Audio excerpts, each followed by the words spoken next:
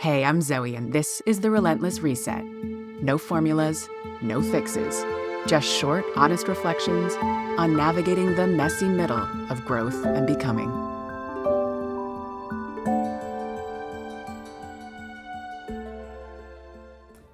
At the end of the last episode, I told you we'd be heading into the attention reset next.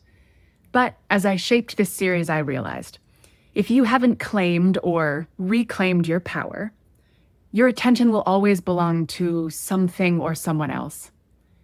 So today is actually the power reset. But attention is central to everything, so listen for it woven through all the remaining episodes. But in the power reset, let's start with feeling stuck. Most of us are familiar, if not overly familiar, with this feeling. It's that sense of being walled in, no options, no path forward.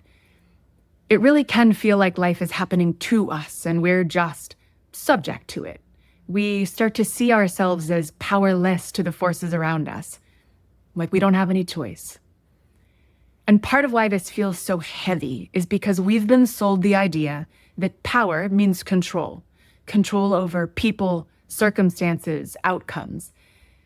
But that kind of control is purely an illusion. The only true autonomy we have is over our own decisions and actions. That's agency, self-determination. The freedom to act from your own values, that, not control, is real power. But instead of owning that, most of us talk like we don't have any. We use language like, I don't have a choice, I have to, I can't because, and the second we do, we hand over agency to circumstance. We cast ourselves as victims to fate or expectations, the whims of others. Why? Because it's easier. Simple as that.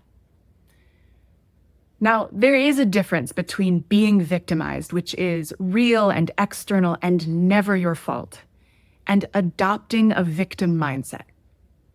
A victim mindset is internal. It's the story we tell ourselves when we decide we don't have any power. If there's no choice, then there's no risk of failure, no need to make hard decisions, certainly no need to change. And slipping into the victim mindset can feel more protective, safer than power. Because power always comes with responsibility. It means admitting, this is my choice. And if I don't like it, I'm the one who has to change it.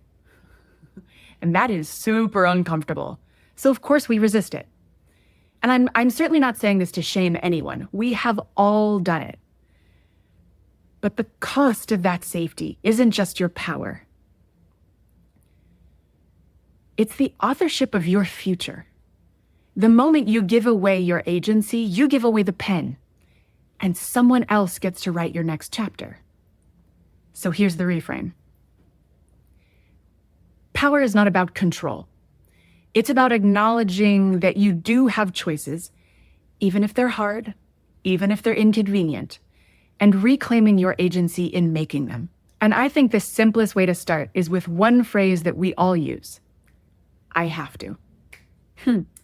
Every time you say, I have to, stop and complete the sentence. Why do you have to? Is someone's life at stake if you don't? Are there really no other choices or just no choices you like? Because be clear, completing the sentence isn't about liking your choices.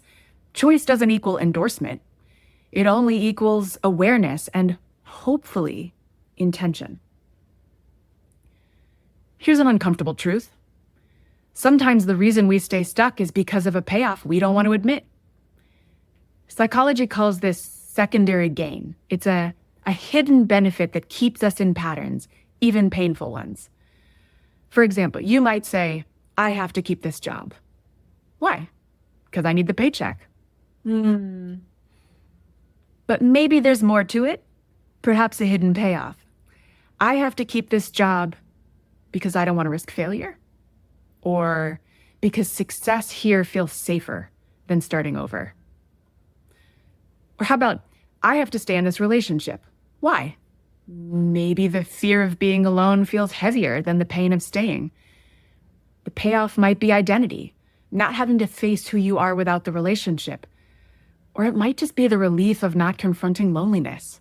I have to stay in this relationship because staying feels less painful than the idea of being alone.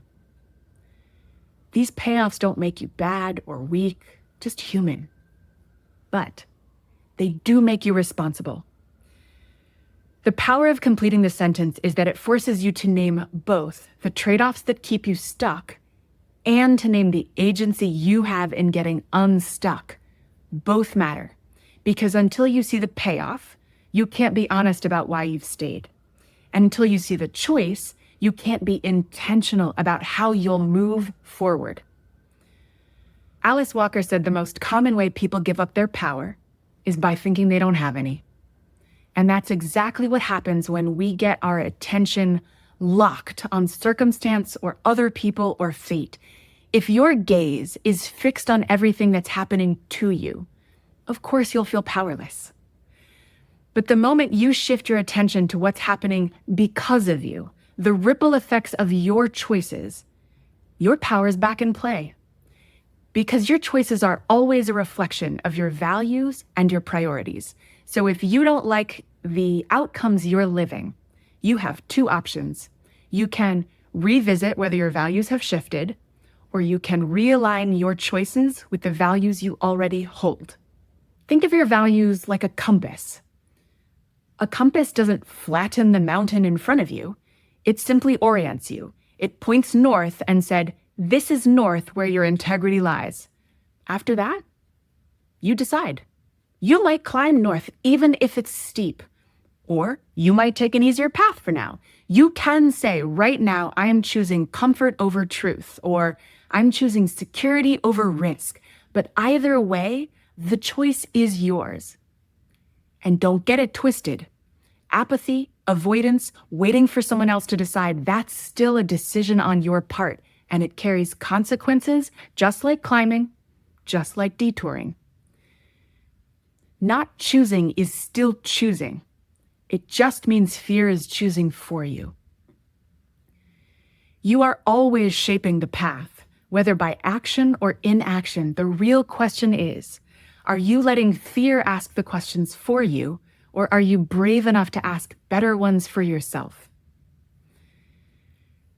You see, once you start naming your choices, you can ask better questions, because your brain will always try to answer the questions you ask it.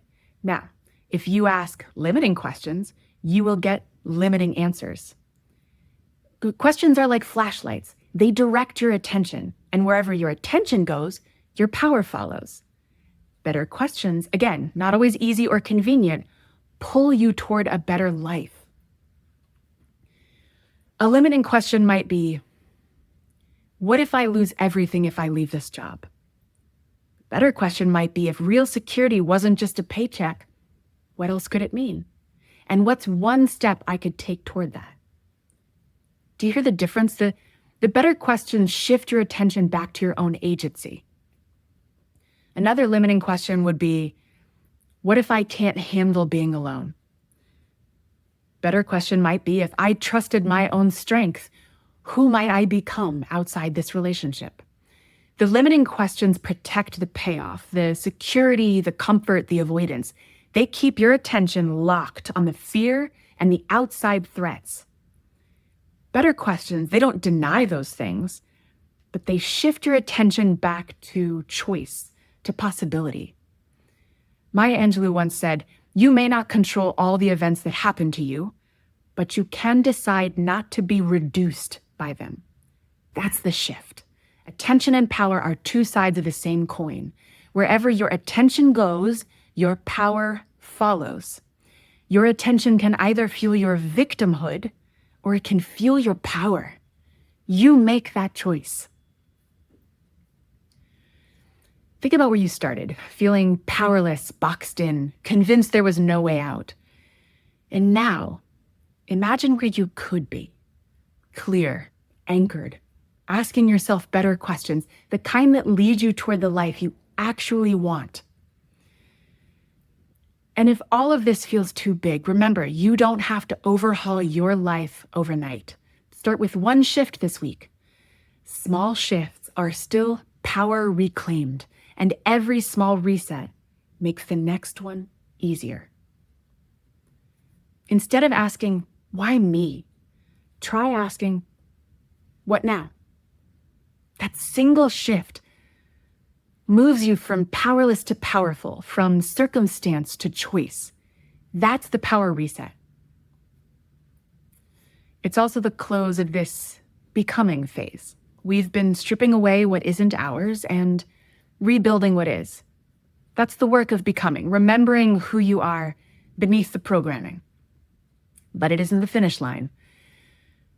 Because once you've rebuilt, you still have to live it in the mess of everyday life, in the relationships, in choices, in the pull of old patterns. That's why integration comes next, because brains don't change through insight alone. They change through repetition. That's what makes alignment click. Not the breakthrough, but the reset you return to every time you drift from it. So, reset as many times as you need, and I'll see you next week.